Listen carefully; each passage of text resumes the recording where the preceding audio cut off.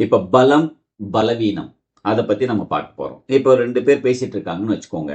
இல்ல 2 உறவுகளுக்குள்ள பேசிட்டு இருக்காங்க. இல்ல கணவன் மனைவிக்குள்ள பேசிட்டு இருக்காங்க.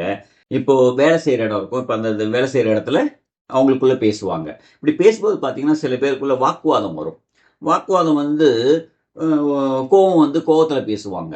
அவங்க ஒரு பதட்ட நிலைக்கு வந்துருவாங்க.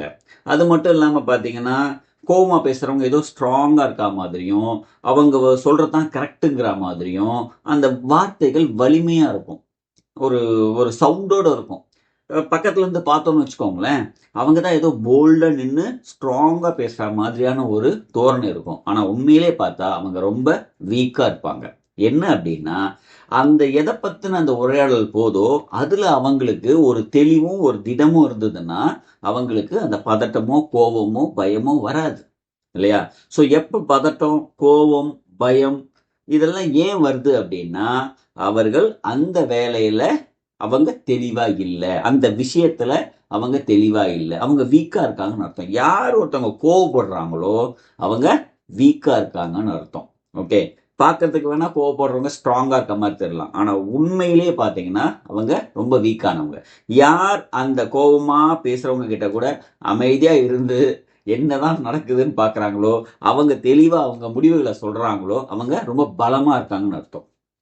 இப்போ உறவுகளுக்குள்ள கூட இருக்கும். நண்பர்களுக்கு நான் ஏற்கனவே சொன்ன மாதிரி, ஒரு உரையாடல் இருந்ததுன்னா, யார் வந்து கோவப்படுறாங்களோ, அவங்க கிட்ட திடம் இல்ல, பலம் இல்ல, ஒரு பேலன்சபிளா அவங்க இல்ல.